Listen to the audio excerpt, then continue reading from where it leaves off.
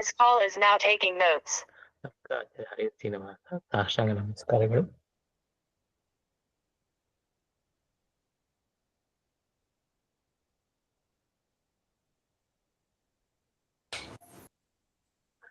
ಸುಮತಿಭಿರನುಮೇದಂ ಶುಭ್ರಗಾಜಂ ಸಖಾಜಂ ಸುಖಮಜಮನಪಾಜಂ ಮುಕ್ತ್ಯುಪಾಜಂ ವಿಮಾಜಂ ನೃಹಜಮಹಮಮೇಜಂ ಧ್ಯೇಯಮಾಮ್ನಾಯಗೇಯಂ ಸದಜಮಸದಜೇಯಂ ಶ್ರೀಸಹಜಂ ಭಜೇಯಂ ತಪಸ್ವಾಧ್ಯಾಯ ಶುಶ್ರೂಷಾ ಕೃಷ್ಣಪೂಜಾರತಂ ಮುನಿಂ ವಿಶ್ವೇಶಮಿಷ್ಟದಂ ವಂದೇ ಪರಿಮ್ರಾಟ್ ಚಕ್ರವರ್ತಿನಂ. ಶ್ರೀ ಗುರುಭ್ಯೋ ನಮಃ. ಹರಿ ಓಂ. ಶ್ರೀಪತ್ಯೆ ನಿತ್ಯ ಗಣಿತ ಗುಣವಾಣಿಕ್ಯ ವಿಶದ ಪ್ರಭಾಜಾಲೋಲ್ಲಾಸೋಪಹತ ಸಕಲಾವತ್ಯ ತಮಸೆ ಜಗಜ್ಜನ್ಮಸ್ಥೇಮ ಪ್ರಳಯ ರಚನಾಶೀಲ ವಪುಷೆ ನಮೋ ಶೇಷಾಂನಾಯ ಸ್ಮೃತಿ ಹೃದಯ ದೀಪ್ತಾಯ ಹರಜೆ ಯೇನ ಪ್ರಾದುರಭಾವಿ ಭೂಮಿ ವರಜೆ ವಸ್ತಾರಿ ಗೋಸಂತತಿ ಪ್ರಾಬೋಧಿಶ್ರುತಿ ಪಂಕಜಂ ಕರುಣಜಾ ಪ್ರಕಾಶಿತತ್ವಂ ಪರಂ ತ್ವಾಂತಂ ತ್ವಂ ಸಮನಾಜಿ ಸಾಧುನಿಕರಶ್ಚಾಕಾರಿ ಸನ್ಮಾರ್ಗಗಃ ತೇನೋ ವ್ಯಾಸ ದಿವಾಕರೇಣ ಸತತಂ ಮಾತ್ಯಾಜಿ ಮೇ ಮಾನಸಂ ವ್ಯಾಪ್ತಿರ್ಯಸ್ಯ ನಿಜೇ ನಿಜೇನ ಮಹಸಾ ಪಕ್ಷೇ ಸಪಕ್ಷೇ ಸ್ಥಿತಿಃ ವ್ಯಾವೃತ್ತಿಶ್ಚ ವಿಪಕ್ಷತೋಥ ವಿಶಜೆ ಸಕ್ತಿರ್ನ ವೈಬಾಧಿತೆ ನೈವಾಸ್ತಿ ಪ್ರತಿಪಕ್ಷ ಜುಕ್ತಿರತುಲಂ ಶುದ್ಧಂ ಪ್ರಮಾಣಂ ಸಮೇತ ಭೂಯಾತ್ ತತ್ವವಿನಿರ್ಣಯಾಯ ಭಗವಾನ್ ಆನಂದ ತೀರ್ಥೋ ಮುನಿಃ ಭವತಿ ಯದನುಭಾವಾತ್ಯೇಡ ಮೂಕೋಪಿ ವಾಗ್ಮಿ ಜಡಮತಿರಪಿ ಚಂದುರ್ಜಾಯತೆ ಪ್ರಾಜ್ಞಮೌರಿಃ ಸಕಲ ವಚನ ಚೇತೋ ದೇವತಾ ಭಾರತೀ ಸ ಮಮ ವಚಸಿ ನಿಧತ್ತಾಂ ಸನ್ನಿಧಿಂ ಮಾನಸೇ ಚ ರಮಾ ನಿವಾಸೋಚಿತವಾಸ ಭೂಮಿಃ ಸನ್ಯಾಯ ರತ್ನಾವರಿ ಜನ್ಮ ಭೂಮಿಃ ವೈರಾಗ್ಯ ಭಾಗ್ಯೋ ಮಮ ಪದ್ಮನಾಭತೀರ್ಥಾಮೃತಾಬ್ಧಿರ್ಭವತಾತ್ವಿಭೂತ್ಯೈ ಪದವಾಕ್ಯ ಪ್ರಮಾಣಜ್ಞಾನ್ ಪ್ರತಿವಾದಿ ಮದಚ್ಛಿದಃ ಶ್ರೀಮದಕ್ಷೋಭ್ಯತೀರ್ಥಾಖ್ಯಾನ್ ಉಪತಿಷ್ಠೆ ಗುರೂನ್ಮವ ಶ್ರೀಮದಾನಂದ ತೀರ್ಥಾರ್ಯ ಸನ್ಮನಸ್ಸರಸಿ ಭುವಿ ಅನುವ್ಯಾಖ್ಯಾನದಲಿನೇ ಚಂಚಲಿ ಕತಿಮೇ ಮನಃ ನ ಶಬ್ದಾಬ್ಧೌ ಗಾಢಾಃ ನ ಚ ನಿಗಮ ಚರ್ಚಾಸು ಚತುರಾಃ ನ ಚ ನ್ಯಾಯೇ ಪ್ರೌಢಾಃ ನ ಚ ವಿದಿತ ವೇದ್ಯಾಪಿ ವಯಂ ಪರಂ ಶ್ರೀಮತ್ಪೂರ್ಣ ಪ್ರಮತಿ ಗುರು ಕಾರುಣ್ಯ ಸರಣಿಂ ಪ್ರಪನ್ನಾಮಾನ್ಯಾ ಸ್ಮಃ ಕಿಮಪಿ ಚ ವದಂತೋಪಿ ಮಹತಾಂ. ಓಂ ನಾರಾಯಣಂ ನಿಖಿಲ ಪೂರ್ಣ ಗುಣೈಕದೇಹಂ ನಿರ್ದೋಷಮಾಪ್ಯತಮಮಪ್ಯಖಿಲೈಃ ಸುವಾಕ್ಯೈಃ ಅಸ್ಯೋದ್ಭವಾದಿದಮಶೇಷ ವಿಶೇಷತೋಪಿ ವಂದ್ಯಂ ಸದಾ ಪ್ರಿಯತಮಂ ಮಮ ಸನ್ನಮಾಮಿ. ಕುಪಿತಾ ಹಿ ಪಡಚ್ಛಾಯಾ ಸಮೀಕೃತ್ಯ ಪರಂ ಸುಖಂ ಸೇವಂತೆ ಯತ್ಪದಂ ಧೀರಾಸ್ತಂ ಭಜೆ ವಲ್ಲಭಂ ಶ್ರಿಯಃ.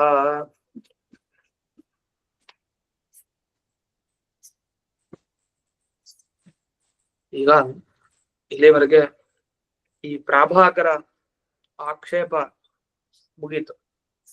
ಆಚಾರ್ಯರ ವಾಕ್ಯದ ಮೇಲೆ ಆಕ್ಷೇಪ ಬಂತು. ಮಧ್ವಾಚಾರ್ಯರು ಹೇಳಿದ್ದೇನು? ಸ್ವಾಧ್ಯಾಯೋ ಅಧ್ಯೇತವ್ಯ ಅಂತ ಈ ವೇದದ ಮಾತು ಏನಂತ ತಿಳಿಸ್ಕೊಡ್ತಾ ಇದೆ? ವೇದಗಳನ್ನ ಅಧ್ಯಯನ ಮಾಡಿ, ಎಲ್ಲಾ ವೇದಗಳ ಅಧ್ಯಯನ ಮಾಡಿ ಅಂತ. ವಸ್ತುತಃ ಅಧ್ಯಯನ ಮಾಡಿ ಅಂತ ಈ ವಾಕ್ಯ ಹೇಳ್ತಾ ಇಲ್ಲ ಅಂತ ಇಷ್ಟೇ ಚರ್ಚೆ. ಅದಕ್ಕೆ ಉತ್ತರ ಕೊಡ್ಬೇಕಲ್ಲ. ಈಗ ಅದಕ್ಕೆ ಉತ್ತರ ಕೊಡ್ತಾರೆ ಜಯತೀರ್ಥರು. ಉಚ್ಯತೆ, ಇಷ್ಟೇ ತಾನೆ, ಇದಕ್ಕೆ ಉತ್ತರ ಕೊಡ್ತಾರೆ. ಸ್ಯಾತ್ ಏವಂ ಯದಿ ಅಧ್ಯಾಪನ ವಿಧಿ ಪ್ರಯುಕ್ತ ಅಧ್ಯಯನಂ ಸ್ಯಾತ್ ನ ಚೈವಂ. ಈಗ ಅಧ್ಯಾಪನ ಹೇಳಿದ್ದಾರೆ, ಪಾಠ ಮಾಡ್ಬೇಕು ಅಂತ ಹೇಳಿದ್ದಾರೆ. ಅದು ಯಾಕೆ ಹೇಳಿರೋದು ಅಂದ್ರೆ ಉಪನಯೀತ ಅಂತ ಹೇಳಿದಾರಲ್ಲ. ಅವನು ಉಪನಯ ಮಾಡಿಸ್ತಾನೆ, ಉಪನಯನ ಮಾಡಿಸ್ತಾನೆ. ಮಾಡಿಸಾದ್ಮೇಲೆ ಆ ವಟುವಿಗೆ ಪಾಠ ಅವನೇ ಮಾಡ್ಬೇಕಲ್ಲ. ಯಾಕೆ ಉಪನಯನ ಮಾಡಿಸಿದ್ಮೇಲೆ ಪಾಠ ಯಾರು ಮಾಡ್ತಾರೆ? ಅವನೇ ಮಾಡ್ಬೇಕಾಗಿ ಬರುತ್ತೆ. ಪಾಠ ಮಾಡ್ಬೇಕು ಅಂತಂದ್ರೆ ಅಧ್ಯಯನ ಮಾಡ್ಬೇಕು ಅಂತ. ಹಾಗಾದ್ರೆ ಅಧ್ಯಯನ ಸಿಕ್ಕಿದ್ ಹೇಗೆ? ಒಬ್ಬ ಬ್ರಾಹ್ಮಣ ಅಧ್ಯಯನ ಮಾಡ್ಬೇಕು ಅಂತ ಹೇಗೆ ಗೊತ್ತಾಯ್ತು ಅಂದ್ರೆ ಅಧ್ಯಾಪನ ಮಾಡ್ಬೇಕು ಅಂತಂದ್ರೆ ಅಧ್ಯಯನ ಮಾಡ್ಬೇಕು ಅಂತ. ಆದ್ರೆ ಹಾಗಲ್ಲ. ಈಗ ಅಧ್ಯಾಪನ ಮಾಡೋದು ಯಾಕೆ ಅಂತ ಹೇಳ್ತಾರೆ. ಬ್ರಾಹ್ಮಣ ಯಾಕೆ ಅಧ್ಯಾಪನ ಮಾಡೋದು? ಜೀವಿಕಾರ್ಥತ್ವ ಅಂತ ಒಂದು ಮಾತು ಬಂತು. ಜೀವಿಕಾರ್ಥತ್ವ ಅಂತಂದ್ರೆ ಜೀವನೋಪಾಯಕ್ಕೋಸ್ಕರ ಅಂತ. ಒಬ್ಬ ಬ್ರಾಹ್ಮಣ ಬದುಕ್ಬೇಕು ಅಂದ್ರೆ ಪಾಠ ಮಾಡ್ಬೇಕು.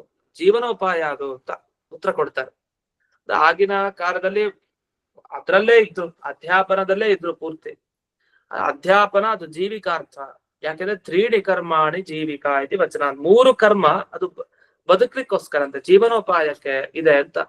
ಅದ್ ಯಾವ್ದು ಅಂದಾಗ ಅದಕ್ಕೊಂದು ಶ್ಲೋಕ ಇದೆ, ಪೂರ್ತಿ ಶ್ಲೋಕ.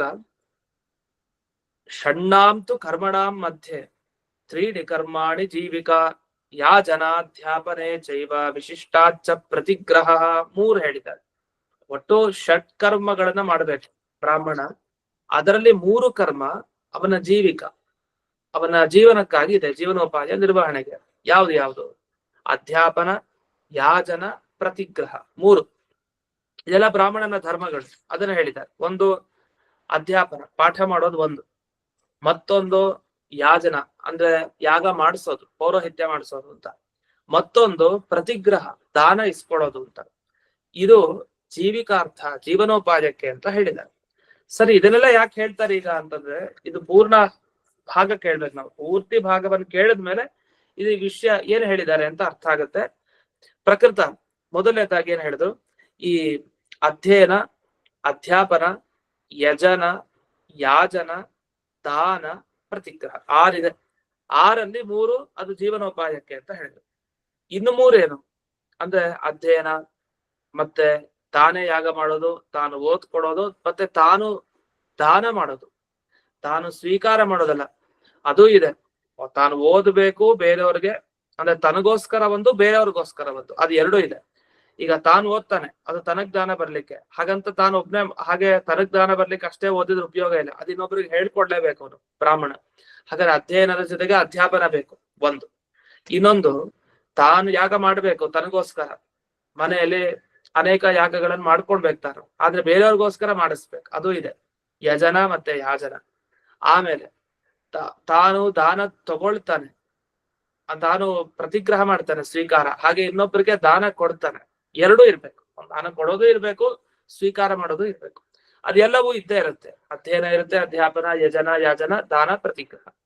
ಇಷ್ಟೆಲ್ಲ ಈ ಮಾತಿನಿಂದ ಏನ್ ಗೊತ್ತಾಗ್ತದೆ ಅಂದ್ರೆ ಉಪಜೀವನ ಮಾಡ್ಲಿಕ್ಕೆ ಹೇಳಿದ್ದಾರೆ. ಆದ್ರೆ ಅಲ್ಲಿ ಒಂದು ಗಮನಿಸ್ಬೇಕು, ಅಧ್ಯಯನದ ಬಗ್ಗೆ ಬರ್ತಾ ಇದೆಲ್ಲ 6 ಕರ್ಮ ಎಲ್ಲಿ, ಅದ್ರಲ್ಲಿ 3 ಇದಕ್ಕೋಸ್ಕರ ಎಲ್ಲಿ, ಜೀವನ ನಿರ್ವಹಣೆಗೋಸ್ಕರ, ಅದೆಲ್ಲ ಇಲ್ಲಿ. ಅದರ ಬಿಟ್ಟು ಅಧ್ಯಯನ ಬಗ್ಗೆ ಒಂದು ಮಾತು ಹೇಳಿದೆ. ಅದೊಂದು ಶ್ಲೋಕ ಬರುತ್ತೆ, ಯೋನಧೀತ್ಯ ದ್ವಿಜೋ ವೇದಾನ್ ಅನ್ಯತ್ರ ಕುರುತೆ ಶ್ರಮಂ ಸ ಜೀವನ್ನೇವ ಶೂದ್ರತ್ವಂ ಆಶು ಗಚ್ಚತಿ ಸಾನ್ವಯ ಅಂತ ಒಂದು ಮಾತು ಬಂದಿದೆ. ಇದಕ್ಕೆ ಅರ್ಥ ಇಷ್ಟು, ಒಬ್ಬ ಬ್ರಾಹ್ಮಣ ಮಾಡ್ಬೇಕಾದ ಕೆಲಸ ಬಿಟ್ಟು ಎಲ್ಲಾ ಕಡೆ ಶ್ರಮ ಹಾಕ್ತಾನೆ ಅಂತ ಇಟ್ಕೊಳ್ಳಿ.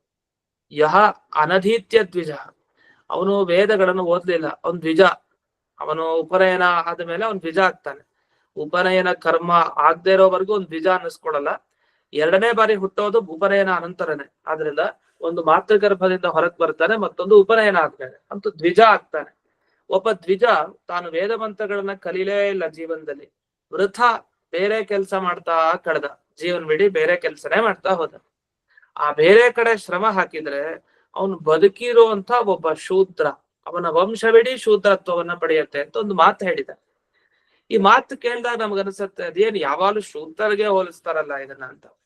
ಅಂದ್ರೆ ಶೂದ್ರ ಅಂದ ಕೂಡಲೇ ಅವ್ನು ನೀಚ ಆಗ್ಬೇಕು ಅಂತಿಲ್ಲ, ಅದು ಮಾತ್ರ ಶಾಸ್ತ್ರ ಒಪ್ಪಿಲ್ಲ. ಹಾಗೆ ಅವ್ರ ಉದ್ದೇಶ ಏನಂದ್ರೆ, ಶೂದ್ರ ಅಂತ ಯಾರನ್ನ ಕರೆಯೋದು, ಯಾರು ವಿಷ್ಣು ಭಕ್ತನಲ್ಲ, ವಿಷ್ಣುವಿನ ಮೇಲೆ ಭಕ್ತಿ ಇಲ್ಲ, ದೇವರಲ್ಲಿ ಭಕ್ತಿ ಇಲ್ಲ, ಗುರುಗಳಲ್ಲಿ ಭಕ್ತಿ ಇಲ್ಲ, ಮತ್ತೆ ಅತೀಂದ್ರಿಯ ಪದಾರ್ಥಗಳ ಮೇಲೆ ವಿಶ್ವಾಸನೇ ಇಲ್ಲ, ಒಬ್ಬ ನಾಸ್ತಿಕ, ಏನನ್ನು ನಂಬಲ್ಲ, ಅಂತ ವ್ಯಕ್ತಿಯನ್ನ ಶೂದ್ರ ಅನ್ನೋ ಶಬ್ದದಿಂದ ಕರ್ಕೊಂಡಿದ್ದಾರೆ. ಯಾಕೆ ಶೂದ್ರ ಆದ ಕೂಡ ಅವ್ನು ವೈಷ್ಣವೋತ್ತಮ ಆಗಿರ್ಬೋದು, ಶೂದ್ರನಾಗಿರ್ಬೋದು, ಆದ್ರೆ ಅವ್ನು ಬಹಳ ವಿಷ್ಣು ಭಕ್ತಿಯನ್ನ ಹೊಂದಿರೋರು, ಬಹಳ ದೀಕ್ಷೆಯನ್ನ ಹೊಂದಿರೋನು ಇರ್ತಾರೆ, ಅವ್ ಬಹಳಷ್ಟು ಜನ ಆಗಿರ್ತಾರೆ. ಆದ್ರಿಂದ ಈ ಮಾತುಗಳಿಗೆಲ್ಲ ಏನರ್ಥ ಅಂದ್ರೆ, ವ್ಯರ್ಥವಾಗಿ ಒಬ್ಬ ಬ್ರಾಹ್ಮಣ ತನ್ನ ಕರ್ತವ್ಯ ಏನು, ವೇದಾಧ್ಯಯನ ಮಾಡ್ಬೇಕು, ಶಾಸ್ತ್ರ ಓದ್ಬೇಕು, ಇನ್ನೊಬ್ರಿಗೆ ಹೇಳ್ಬೇಕು, ಇದೆಲ್ಲ ಒಂದು ಕರ್ತವ್ಯ. ಅದು ಅವನು ಅದನ್ನ ಮಾಡ್ದೇನೆ ಬೇರೆ ವಿಷಯದಲ್ಲೇ ಶ್ರಮ ಹಾಕ್ತಾ ಹೋಗ್ತಾನೆ ಅಂತ ಆದ್ರೆ, ಆಗ ಅವನು ಬದುಕಿರೋ ಒಬ್ಬ ಶೂದ್ರ ಅನ್ನಿಸ್ಕೊಳ್ತಾನೆ ಬಿಟ್ರೆ ಇನ್ನೇನು ಅವ್ನು ಬದುಕಿರೋ ಬ್ರಾಹ್ಮಣ ಅಂತ ಅನ್ಲೇಬಾರ್ದು. ಸ ಜೀವನ್ನೇವ ಶೂದ್ರತ್ವ ಮಾಶು ಗಚ್ಚತಿ ಸಾನ್ವಯ, ಅವನು ಇಡೀ ವಂಶವಿಡೀ ಅದೇ. ಅಂದ್ರೆ ಅರ್ಥ ಅಭಿಪ್ರಾಯ, ಶಾಸ್ತ್ರಾಧ್ಯಯನ ಮಾಡ್ಲೇಬೇಕಂತೆ ಜೀವನದಲ್ಲಿ. ಅದು ಮಾಡದೇ ಇದ್ರೆ, ವ್ಯರ್ಥವಾಗಿ ಬೇರೆ ಕೆಲ್ಸನೇ ಮಾಡ್ತಾ ಹೋದ್ರೆ ಅವನಿಗೆ ಅದಕ್ಕೆ ಹೋಲಿಸ್ತಾರೆ, ಅವನು ಇಡೀ ವಂಶವಿಡೀ ಹಾಗೆ ಅಂತ ಹೇಳ್ಬಿಡ್ತಾರೆ. ಅಂತೂ ಈ ಮಾತು ತುಂಬಾ ಕಟುವಾಗಿ ನಿಂದನೆ ಮಾಡಿದ್ದಾರೆ. ಅಂದ್ರೆ ನಿಮ್ಮ ಕರ್ತವ್ಯವನ್ನ ನೀವು ಮರಿಬೇಡಿ ಅಂತ. ಆ ಬ್ರಾಹ್ಮಣನ ಕರ್ತವ್ಯ ಏನಿದೆ, ಆ ಕರ್ತವ್ಯ ಎಂದಿಗೂ ಮರಿಬಾರ್ದು. ಸ್ವಧರ್ಮೇ ನಿಧನಂ ಶ್ರೇಯ ಅಂತ ಕೃಷ್ಣ ಹೇಳ್ತಾನಲ್ಲ, ನಿನ್ನ ಧರ್ಮಾಚರಣೆ ನೀನ್ ಪಾಲಿಸು, ನಿನ್ನ ಧರ್ಮದಲ್ಲೇ ನೀನಿರು, ನಿನ್ನ ಕರ್ತವ್ಯ ಏನೋ ಅದನ್ನೇ ಮಾಡ್ತಾ ಇರು. ಅಲ್ಲಿ ನಿನ್ ಕರ್ತವ್ಯ ಮಾಡ್ತಾ ಸತ್ರು ಚಿಂತೆ ಇಲ್ಲ, ನಿನ್ನ ಕರ್ತವ್ಯ ಮಾತ್ರ ಬಿಡ್ಬೇಡ. ಈ ತರ ಸ್ವಧರ್ಮೇ ನಿಧನಂ ಶ್ರೇಯ ಅಂತ ಭಗವಂತ ಹೇಳಿದಂತೆ ಆ ಮಾತು ಬಂದಿದೆ ಇದೆ. ಈಗ ಅಧ್ಯಯನದ ಬಗ್ಗೆ ಒಂದು ಮಾತು ಬಂತು. ಹಾಗಾದ್ರೆ ಅಧ್ಯಯನ ಮಾಡ್ಬೇಕಾದ್ರೆ ವೇದಾಧ್ಯಯನ ಮಾಡಬೇಕು ಅಂತ ಈ ವಾಕ್ಯದಲ್ಲಿ ಗೊತ್ತಾಯ್ತು. ಯಾಕೆ ವೇದಾಧ್ಯಯನ ಮಾಡದೆ ಇದ್ರೆ ಪಾಪಕ್ಕೆ ಗುರಿ ಆಗ್ತಾನೆ. ಅಕರಣೆ ಪ್ರತ್ಯವಾಯ ಶ್ರವಣ ಅಂತ ಜಯತೀರ್ಥರು ಅದಕ್ಕೆ ವಿವರಣೆ ಕೊಟ್ರು. ವೇದಾಧ್ಯಯನ ಮಾಡ್ದೇನೆ ಬೇರೆ ಕಡೆ ಒಂದು ಕೆಲಸ ಮಾಡ್ತಾ ಇದ್ದ ಪ್ರತ್ಯವಾಯ ಪಾಪ ಹೇಳಿದ, ಅಂದ್ರೆ ಕೆಟ್ಟ ಯೋನಿಗೆ ಹೋಗಿ ಸೇರ್ತಾನೆ ಅಂತ. ಕೆಟ್ಟ ಯೋನಿ, ನೀಚ ಯೋನಿ ಅಂದ್ರೆ ಯಾವ ಯೋನಿಯಲ್ಲಿ ದೇವರ ಬಗ್ಗೆ ಭಕ್ತಿ ಇಲ್ಲ, ಗುರುಗಳ ಬಗ್ಗೆ ವಿಶ್ವಾಸ ಇಲ್ಲ, ಅಂತ ಯೋನಿ ಏನಿದೆಯಲ್ಲ ಅಂತ ಜನ್ಮವನ್ನು ಅವನು ಪಡಿತಾನೆ ಅಂತ ಪ್ರತ್ಯವಾಯ ಹೇಳಿದ್ದಾರೆ. ಇಲ್ಲಿ ಅಧ್ಯಯನ ಬಗ್ಗೆ ಹೇಳ್ತಾ ಏನ್ ತಿಳಿಸ್ಕೊಟ್ರು ಅಂದ್ರೆ ನಿತ್ಯ ಕರ್ಮ ಅಂತೆ. ಅಧ್ಯಯನವನ್ನ ಇವತ್ತೊಂದ್ ದಿವಸ ಮಾಡ್ದೆ, ನಾಳೆ ಒಂದ್ 5 ದಿವಸ ಬಿಟ್ಟೆ, ಹಾಗಲ್ಲ. ಅಧ್ಯಯನ ಅದು ನಿತ್ಯ ಕರ್ಮ. ಸಂಧ್ಯಾ ವಂದನೆ ತರ, ಸಂಧ್ಯಾ ವಂದನೆ ಹೇಗೆ 3 ಹೊತ್ತು ಮಾಡ್ಲೇಬೇಕು, ಹಾಗೆ ಅಧ್ಯಯನವನ್ನು ಕೂಡ ಮಾಡ್ತಾ ಇರ್ಬೇಕು ಪ್ರತಿ ದಿವಸ. ಒಂದ್ ದಿವಸ ಓದ್ಲಿಲ್ಲ ಆಮೇಲೆ ಓದ್ಕೊಳ್ಳೋಣ 2 ದಿವಸ ಬಿಟ್ಟಿಲ್ಲ, ಅದ್ ನಿತ್ಯ ಕರ್ತವ್ಯ, ಅದ್ ಮಾಡ್ತಾ ಇರ್ಬೇಕು ಅಧ್ಯಯನ ಅಷ್ಟೇ. ಏನಾರು ಒಂದು ಓದ್ತಾ ಇರ್ಬೇಕು ಶಾಸ್ತ್ರ. ಯಾವ್ದೋ ಒಂದ್ ವಾಕ್ಯನಾರು ಒಂದ್ ದಿವಸ 1 ಪೇಜ್ ಓದ್ದೇನೆ ಮಲ್ಕೊಳ್ಳೋದು ಅಂತಿಲ್ಲ, ಒಂದ್ ಪೇಜ್ ಓದ್ಲೇಬೇಕು, 1 ಪೇಜ್ ಓದಾರು ಮಲ್ಕೊಬೇಕು. ಅದು ಬ್ರಾಹ್ಮಣನ ನಿತ್ಯ ಕರ್ತವ್ಯ ಅಧ್ಯಯನ. ಅದನ್ನೇ ಹೇಳ್ತಾರೆ ಅಧ್ಯಯನಸ್ಯ ಚ ನಿತ್ಯತ್ವ, ಪ್ರತಿನಿತ್ಯ ಮಾಡ್ಬೇಕಾದದ್ ಅಧ್ಯಯನ. ಯಹ ಅನಧಿತ್ಯ ದ್ವಿಜೋ ವೇದ ನಿತ್ಯ ಅಕರಣೆ. ಒಂದ್ ವೇಳೆ ಆ ದ್ವಿಜ ವೇದಗಳನ್ನ ಅಧ್ಯಯನ ಮಾಡದೆ, ವೇದ ಅಂದ್ರೆ ಬರೀ ವೇದ ಅಷ್ಟೇ ಅಲ್ಲ, ವೇದ ಆಧಾರವಾಗಿರುವಂತಹ ಯಾವುದೇ ಶಾಸ್ತ್ರ ಆಗ್ಬೋದು, ಒಟ್ಟು ಶಾಸ್ತ್ರಾಧ್ಯಯನ ಅಂತ ತಾತ್ಪರ್ಯ. ಇಲ್ಲಾಂದ್ರೆ ವೇದ ಮಂತ್ರಗಳನ್ನೇ ಓದ್ಬೇಕು ಅಂದ್ರೆ ಬರೀ ಅಷ್ಟಕ್ಕೆ ಸೀಮಿತ ಆದ್ರೆ ಯಾವ ಬೇರೆ ಸರ್ವಮೂಲ ಯಾವ್ದು ಓದೋದೇ ಬೇಡ ಅಂತ ಆಗ್ಬಿಡುತ್ತೆ. ಹಾಗಲ್ಲ, ವೇದ ಮೂಲಕವಾದ ಯಾವ್ಯಾವ ಶಾಸ್ತ್ರ ಇದೆ ಅದೆಲ್ಲವೂ ಕೂಡ ಆ ವೇದ ಶಬ್ದದಿಂದ ತಗೊಳ್ಬೇಕು. ಅಂತೂ ವೇದಗಳನ್ನ ಶಾಸ್ತ್ರಗಳನ್ನ ಅಧ್ಯಯನ ಮಾಡದೇ ಇದ್ರೆ ಅವರಿಗೆ ಪ್ರತ್ಯವಾಯ ಹೇಳಿದ್ದಾರೆ, ಪಾಪ ಹೇಳಿದ್ದಾರೆ. ನಚ ನಿತ್ಯಂ ಅನಿತ್ಯೇನ ಪ್ರಯುಜ್ಯತೆ. ಹಾಗಾಗಿ ಏನಾಯ್ತು, ಅಧ್ಯಾಪನ ಅನಿತ್ಯ, ಅಧ್ಯಯನ ನಿತ್ಯ ಅಂತ ಇದರಿಂದ ಮೇಲ್ನೋಟಕ್ಕೆ ಅನ್ಸುತ್ತೆ. ಅಧ್ಯಯನ ನಿತ್ಯ ಅಂದ್ರೆ ಏನರ್ಥ, ಯಾವಾಗಲೂ ಅಧ್ಯಯನ ಮಾಡ್ತಾ ಇರಬೇಕು. ಆದ್ರೆ ಅಧ್ಯಾಪನ ಮಾಡಿಸೋದಿದೆಯಲ್ಲ ಅದು ನಿತ್ಯ ಅಲ್ಲ. ಎಲ್ರು ಪಾಠ ಮಾಡ್ಬೇಕು ಅಂತಿಲ್ಲ, ಜೀವನೋಪಾಯ ಇದ್ರೆ ಅವ್ನು ಪಾಠ ಮಾಡ್ಬೇಕಷ್ಟೇ, ಇಲ್ಲಾಂದ್ರೆ ಪಾಠ ಯಾಕೆ ಮಾಡ್ಬೇಕು? ಹಾಗಾದ್ರೆ ಏನಾಯ್ತು, ಅಧ್ಯಯನ ಅನ್ನೋದು ನಿತ್ಯ, ಅಧ್ಯಾಪನ ಅನ್ನೋದು ಅನಿತ್ಯ. ಅಂದ್ರೆ ಅದು ಜೀವನೋಪಾಯಕ್ಕೆ ಮಾಡೋದು. ಅದು ಜೀವನೋಪಾಯಕ್ಕೆ ಏನು, ಈಗ ಒಬ್ಬ ವಟುವಿಗೆ ಅಧ್ಯಯನ ಮಾಡಿಸ್ಬೇಕು. ಅಧ್ಯಯನ ಮಾಡಿಸಿದಾಗ ಒಬ್ಬ ಚಿಕ್ಕ ಬ್ರಹ್ಮಚಾರಿ ಬಂದ ಪಾಠಕ್ಕೆ, ಆ ಬ್ರಹ್ಮಚಾರಿಗೆ ಅವನ ಅಧ್ಯಯನ ಮಾಡಿಸಿದಾಗ ಅವನ ಜೀವನೋಪಾಯ ಆಗುತ್ತೆ. ಯಾಕೆ, ಬ್ರಹ್ಮಚಾರಿ ದಕ್ಷಿಣೆ ಕೊಡ್ತಾನೆ, ಅವ್ನ್ ಪಾಠ ಹೇಳ್ಕೊಡ್ತಾನೆ ಅಂತ ದಕ್ಷಿಣೆ ಕೊಟ್ಟ, ಆವಾಗ ಅವ್ನ ಜೀವನೋಪಾಯ ಆಗತ್ತೆ. ಹಾಗಾದ್ರೆ ಏನಾಯ್ತು, ಈ ಅಧ್ಯಾಪನ ಬಂದಿರೋದೇ ಒಂದು ಜೀವಿಕೋಪಾಯಕ್ಕೋಸ್ಕರ ಅಂತ ಹೇಳಿದ್ರು. ವಸ್ತುದ ಹಾಗೆ ಜೀವಿಕೋಪಾಯಕ್ಕೆ ಅಂತ ಇಲ್ಲ ಅಧ್ಯಾಪನ, ಅದು ಹೋಗ್ಬಿಟ್ಟಿದೆ. ಹಿಂದಿನ ಕಾಲದಲ್ಲಿ ಅಧ್ಯಾಪನ ಅಂದ್ರೆ ಹಾಗೆ ಇತ್ತು, ಹಾಗಂತ ಯಾವಾಗ್ಲೂ ಕೂಡ ಇಲ್ಲ ಅದು. ಆದ್ರೆ ವಾಸ್ತವಿಕ ಧರ್ಮಶಾಸ್ತ್ರದಲ್ಲಿ ಅದರ ಬಗ್ಗೆ ಹೇಳಿದ್ದೇನು, ಅಧ್ಯಾಪನದ ಕರ್ತವ್ಯನೇ ಅದೊಂದು ಜೀವಿಕೋಪಾಯವೂ ಕೂಡ ಹೌದು ಅಂತ ಅಲ್ಲಿ ಹೇಳಿದ್ದಾರೆ. ಇಷ್ಟಾಗಿ ಇನ್ನೂ ಅನೇಕ ವಿವರಣೆಗಳಿದೆ ಇದರ ಬಗ್ಗೆ, ಇನ್ನೂ ಪ್ರಶ್ನೆಗಳು ಉತ್ತರಗಳಿದೆ. ಇದು ಮುಂದೆ ಜಯತೀರ್ಥರ ಪಂಕ್ತಿಗಳಿಗೆ ಅರ್ಥ ನೋಡ್ತಾ ಹೋಗೋಣ. ಕಿಂಚ ಏಕಸ್ಯ ಮಾಣವಕಸ್ಯ ಅಧ್ಯಾಪನೇನ ಚರಿತಾರ್ಥತ್ವೇ ಮಾಣವಕಾಂತರಸ್ಯ ಅನಧ್ಯಯನ ಪ್ರಸಂಗ. ಇಲ್ಲಿ ಕೆಲವು ಸಲ ಏನಾಗ್ಬಿಡುತ್ತೆ, ಪ್ರಶ್ನೆ ಕೇಳಿದವ್ರು ಉತ್ತರ ಕೊಡೋ ಭರದಲ್ಲಿ ನಮ್ಮ ಸಿದ್ಧಾಂತ ಹೇಳಿರ್ಬೇಕು ಅಂತಿಲ್ಲ, ಅವ್ನ ಪ್ರಶ್ನೆಗೆ ಉತ್ತರ ಬಂತ ಅಷ್ಟೇ ನೋಡ್ತಾ ಇರ್ತಾರೆ. ಹಾಗಾಗಿ ಕೆಲವು ಸಲ ನಮ್ಮ ಸಿದ್ಧಾಂತ ಹೀಗ ಅಂತ ನಾವು ತೀರ್ಮಾನಕ್ಕೂ ಬರೋ ಹಾಗಿಲ್ಲ, ಅದನ್ನ ಟಿಪ್ಪಣಿಯಲ್ಲಿ ಬಿಡಿಸಿರ್ತಾರೆ, ಇಲ್ಲ ನಮ್ಮ ಸಿದ್ಧಾಂತ ಹೀಗೆ ಅಂತ ಅಲ್ಲೇ ಹೇಳಿರ್ತಾರೆ. ಅದ್ರ ಓದೋವರೆಗೂ ಗೊತ್ತಾಗಲ್ಲ ನಮ್ಗೆ. ಅದ್ರ ಮುಂಚಿನ ವಿಷಯ ಅಂತೂ ಒಬ್ಬ ಮಾಣವಕಸ್ಯ ಅಧ್ಯಾಪನೇನ ಚರಿತಾರ್ಥತ್ವೇ. ಈಗ ನೀವು ಬರೀ ಈಗ ಅಧ್ಯಾಪನ ಮಾಡಿಸೋದು ಬರೀ ಜೀವನಕ್ಕೋಸ್ಕರ ಅಂತ ಹೇಳಿದ್ರೆ, ಒಬ್ಬ ಬ್ರಹ್ಮಚಾರಿಗೆ ಪಾಠ ಹೇಳಿದ್ರೆ ಸಾಕಲ್ಲ, ಜೀವನೋಪಾಯ ಅಲ್ಲೇ ಆಗೋಗತ್ತಲ್ಲ, ಇನ್ಯಾಕೆ ಇನ್ನೊಬ್ಬ ಬ್ರಹ್ಮಚಾರಿಗೆ ಪಾಠ ಹೇಳ್ಬೇಕು? ಹಾಗಾದ್ರೆ ಇನ್ನೊಬ್ಬನಿಗೆ ಅಧ್ಯಯನ ಮಾಡಿಸದೇ ಇರುವಂತಹ ಒಂದು ಪ್ರಸಂಗ ಬರುತ್ತೆ. ಯಾಕೆಂದ್ರೆ ಇಲ್ಲಿ ಹಿಂದಿನ ಕ್ರಮ ಇದ್ದದ್ದೇ ಹಾಗೆ ಅಂತೆ. ಒಬ್ಬ ಉಪನಯನ ಮಾಡಿಸ್ತಾನೆ, ಒಬ್ಬ ವ್ಯಕ್ತಿ ಇಂದ ಉಪನಯನ ಮಾಡಿಸ್ಕೊಡ್ತಾನೆ, ಸಂಸ್ಕಾರ ಪಡ್ಕೊಡ್ತಾನೆ.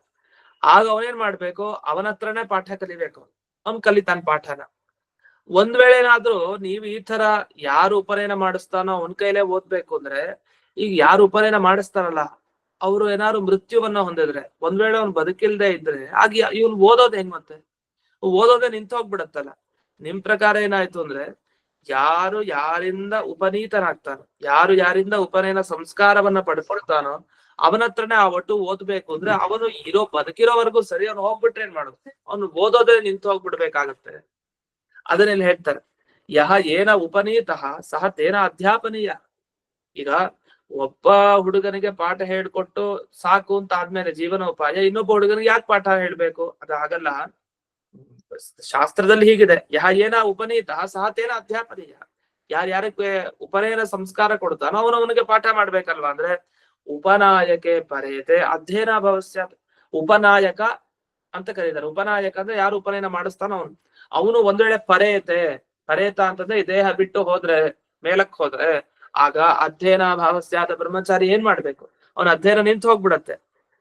ಆದ್ರಿಂದ ಇದೆಲ್ಲ ಯಾಕೆ ಇವರು ಹೇಳಿದ್ದಿಷ್ಟವರೆಗೆ ಅಂದ್ರೆ, ಜಯತೀರ್ಥರು ಉತ್ತರ ಕೊಟ್ಟಿದ್ದು, ನೀವು ಹಿಂದಕ್ಕೆ ಹೇಳಿದ್ರಿ, ಅಷ್ಟವರ್ಷಂ ಬ್ರಾಹ್ಮಣ ಉಪನಯೀತ ತಮ್ಮ ಅಧ್ಯಾಪಯೀತ. 8 ವರ್ಷದ ಬ್ರಾಹ್ಮಣನಿಗೆ ಒಬ್ಬನೇ ಸಂಸ್ಕಾರ ಕೊಡ್ಬೇಕು, ಪಾಠ ಮಾಡ್ಬೇಕು ಅಂತ. ಆ ಪಾಠ ಮಾಡ್ಬೇಕು ಅಂತ ಹೇಳೋದ್ರಿಂದ ಅವನು ಅಧ್ಯಯನ ಮಾಡಿರ್ಬೇಕು ಅಂತ. ಅದಕ್ಕೂ ಇದಕ್ಕೂ ನೀವು ಸಂಬಂಧ ಹಚ್ಬೇಡಿ. ಅಧ್ಯಯನ ನಿತ್ಯ ಕರ್ಮ, ಅದನ್ನ ಮಾಡ್ತಾನೆ ಇರ್ಬೇಕು. ಅವನ ಅಧ್ಯಾಪನ ಮಾಡ್ಬೇಕು, ಹಾಗಾಗಿ ಅಧ್ಯಯನ ಮಾಡ್ಬೇಕು ಅಂತಲ್ಲ. ಅವನು ಪಾಠ ಮಾಡ್ತಾನೋ ಬಿಡ್ತಾನೋ, ಅವನ ಅಧ್ಯಯನ ಅಂತೂ ಮಾಡ್ತಾ ಇರ್ಬೇಕು ದಿವ್ಸ. ಅದರಲ್ಲಿ ಮಹತ್ವ, ಅದರಲ್ಲಿ ದೃಷ್ಟಿ ಇಲ್ಲಿ. ನಿಮ್ಮ ಪ್ರಕಾರ ಪಾಠ ಮಾಡೋ ಕೆಲಸ ಇದ್ರೆ ಮಾತ್ರ ಓದ್ಬೇಕು, ಇಲ್ಲ ಅಂದ್ರೆ ಓದ್ಲೇಬಾರ್ದು ಅಂತ ಆಗ್ಬಿಡ್ತು. ಹಾಗಾದ್ರೆ ಬ್ರಹ್ಮಚಾರಿ ಒಬ್ಬ ಸಿಕ್ಕದ, ಅವನು ಪಾಠ ಮಾಡ್ದ, ಮುಗೀತು. ಒಂದ್ ವೇಳೆ ಇವ್ನ ಕಥೆ ಮುಗೀತು, ನಾವು ಅಧ್ಯಯನನೂ ಹೋಯ್ತು. ಇನ್ನು ಬ್ರಹ್ಮಚಾರಿ ಸಿಗದೆ ಇದ್ರೆ ಒಂದು ಪಾಠನೂ ಹೋಯ್ತು. ಹೀಗೆಲ್ಲ ಆಗ್ಬಿಡತ್ತೆ. ಆದ್ರಿಂದ ಇದು ಸರಿಯಲ್ಲ. ಅಧ್ಯಯನ ಯಾವತ್ತಿಗೂ ಇರ್ಲೇಬೇಕು ಅಂತ ಇಷ್ಟು ವಿಷಯ ಬಂತು. ಇದು ಇನ್ನೊಂದು ಅನ್ಯೋನ್ಯ ಆಶ್ರಯ ದೋಷ ಅಂತ ಒಂದು ದೋಷ ಕೊಟ್ರು. ಅಂದ್ರೆ ಈಗ ಸ್ವಾಧ್ಯಾಯೋಧೇತವ್ಯ ಅನ್ನೋ ವೇದ ವಾಕ್ಯ ಮೊದಲಿಗೆ ಓದಿದ್ರೆ ಒಬ್ಬ ವ್ಯಕ್ತಿ, ಆಗ ಅವನಿಗೆ ಗೊತ್ತಾಗತ್ತೆ ಪ್ರತಿಯೊಂದು ವೇದ ಮಂತ್ರಗಳನ್ನು ಓದ್ಬೇಕು ಅಂತ. ವಸ್ತುತಃ ಸ್ವಾಧ್ಯಾಯೋಧೇತವ್ಯ ಅನ್ನೋದು ಒಂದು ವೇದ ಮಂತ್ರನೇ. ಈ ವೇದ ಮಂತ್ರ ಓದ್ಬೇಕು ಅಂತ ಯಾರು ಹೇಳಿದ್ದಾರೆ? ಯಾರು ಹೇಳಿಲ್ಲ. ಹಾಗಾದ್ರೆ ಯಾವಾಗ ಸ್ವಾಧ್ಯಾಯೋಧೇತವ್ಯ ಅನ್ನೋ ಒಂದು ವೇದ ವಾಕ್ಯ ಓದ್ಕೊಳ್ತಾನೆ, ಓದಿದ ಮೇಲೆ ಗೊತ್ತಾಗತ್ತೆ ಎಲ್ಲಾ ವೇದ ಓದ್ತಾನೆ. ವಸ್ತುತಃ ಎಲ್ಲಾ ವೇದ ಓದ್ಬೇಕು ಅಂತ ಆದ್ರೆ ಮಾತ್ರ ಆಗ ಸ್ವಾಧ್ಯಾಯೋಧಿತವ್ಯ ಅನ್ನೋ ವಾಕ್ಯ ಓದಿ ತಿಳ್ಕೊಳ್ತಾನೆ, ಎಲ್ಲಾ ಶಾಖೆಯನ್ನು ಓದ್ಬೇಕು ಅಂತ. ಅಂದ್ರೆ ಈ ತರ ವಿಷಯ ಬಂದಾಗ ಮೊದಲೇ ಏನಾದ್ರೂ ಎಲ್ಲಾ ಶಾಖೆಗಳನ್ನ ಅಧ್ಯಯನ ಮಾಡ್ಬೇಕು ಅಂತ ಗೊತ್ತಾದ್ರೆ ಮಾತ್ರ ಅವನು ಓದ್ಲಿಕ್ಕೆ ಹೋಗ್ತಾನೆ ವೇದನ, ಇಲ್ಲ ಯಾಕೆ ಹೋಗ್ತಾನೆ? ಈ ಪ್ರಶ್ನೆ ಅನ್ನೋದು ಇಲ್ಲೂ ಸಮಾನ ಅಂತೆ. ಎಲ್ಲಿ? ಪ್ರಾತಃ ಸಂಧ್ಯಾಮುಪಾಸೀತ ಇತ್ಯಾದಾವಪಿ ಸಮಾನಂ. ಈಗ ಪ್ರಾತಃ ಸಂಧ್ಯಾಮುಪಾಸೀತ ಅಂತ ಒಂದು ವಾಕ್ಯ ಇದೆ. ಇದೇನ್ ಹೇಳಿದ್ದಾರೆ? ಪ್ರಾತಃ ಸಂಧ್ಯಾ ಅಂದ್ರೆ ಮಾಡಿ ಅಂತ ಹೇಳಿದ್ದಾರೆ. ಬೆಳಗಿನ ಹೊತ್ತು ಸಂಧ್ಯಾ ಅಂದ್ರೆ ಮಾಡಿ ಅಂತ ಹೇಳಿದ್ದಾರೆ. ಈ ಮಾತಲ್ಲೂ ಪ್ರಶ್ನೆ ಬರುತ್ತಂತೆ. ಈಗ ಬೆಳಗ್ಗೆ ಸಂಧ್ಯಾ ವಂದನೆ ಮಾಡೋನಾದ್ರೆ, ಅಂದ್ರೆ ಅವನು ಸಂಧ್ಯಾ ವಂದನೆ ಮಾಡ್ಲಿಕ್ಕೆ ಹಕ್ಕಿದೆ ಅಂತ ಆದ್ರೆ ಅವನು ಶುರು ಮಾಡ್ತಾನೆ. ಒಬ್ಬ ಸಂಧ್ಯಾ ವಂದನೆ ಮಾಡೋದು ಏನ್ ಮಾಡ್ತಾನೆ? ವೇದ ಮಂತ್ರ ಓದ್ತಾನೆ.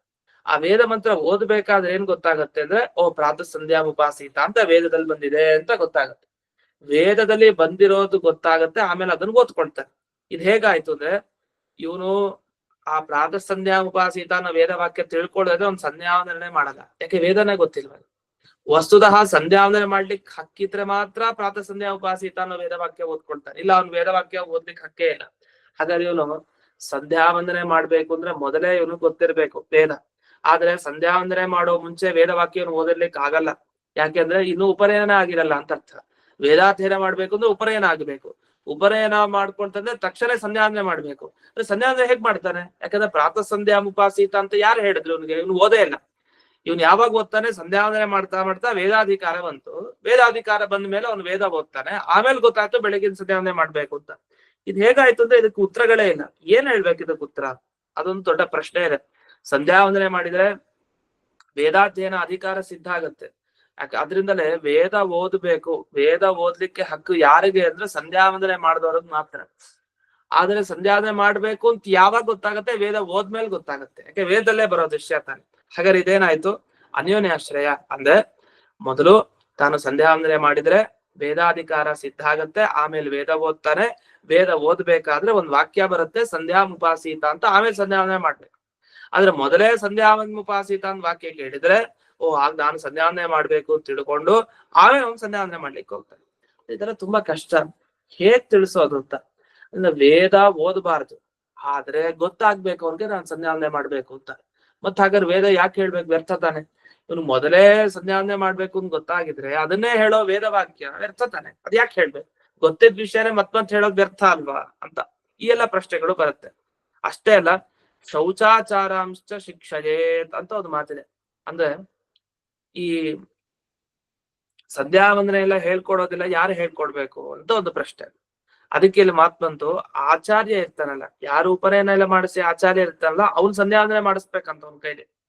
ಹಾಗಾದ್ರೆ ಈ ಪ್ರಶ್ನೆಗೆ ಉತ್ತರ ಕೊಟ್ಟ ಹಾಗಾಯ್ತು. ಸಂಧ್ಯಾವಂದನೆ ಮಾಡ್ಬೇಕು ಅಂತ ಹೇಗ್ ಗೊತ್ತಾಯ್ತು? ಆಚಾರ್ಯ ಹೇಳ್ತಾನೆ. ಅವನ ಆಚಾರ್ಯ ಇರ್ತಾನಲ್ಲ ಅವನು ಬಂದು ಹೇಳ್ತಾನೆ, ನೋಡಿ ಸಂಧ್ಯಾವಂದನೆ ಮಾಡು ಅಂತ. ಇವನ್ ಸಂಧ್ಯಾವಂದನೆ ಮಾಡ್ದ, ವೇದಾಧಿಕಾರ ಬಂತು, ವೇದ ಓದ್ದ, ಆಮೇಲೆ ಅಲ್ಲಿತ್ತು ಸಂಧ್ಯಾವಂದನೆ ಮಾಡ್ಬೇಕು ಅಂತ. ಇಷ್ಟು. ಹಾಗಾದ್ರೆ ಇದೇನಾಯ್ತು? ಆಚಾರ್ಯ ಸೇವ ವಿಧಿ. ಹಾಗಾದ್ರೆ ಆಚಾರ್ಯರೇ ಮಾಡಿಸ್ಬೇಕು ಅಂತ.